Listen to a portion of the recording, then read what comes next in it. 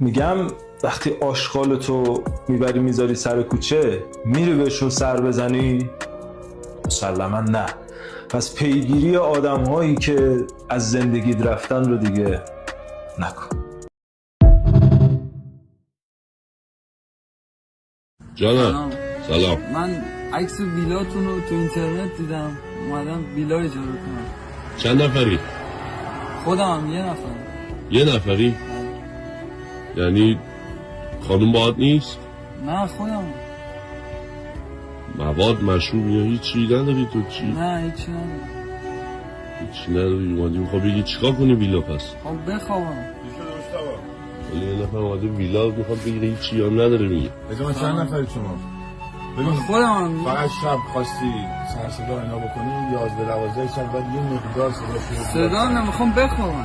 همین الان میخوام بخوابم. تو خودمون ماشینتون بزنیم ماشین ندارم، با اتوبوس اومدم. هیچی نداره. اومدم شمال یه شب بخوام میره این مشتاق بریم در هیچ اشغالی هم نمیخواد بکنه، این شر میشه آقا. برو عزیزم برو دیگه. داداش من برو اینجا هیچکی بهت ویلا نمیده، تو هیچ اشغالی نمیخوای برو ترمینال بگی بخواد صبح برگرد. در شهری که همه مردمانش میلنگند به یک نفر که راست برود میخندند.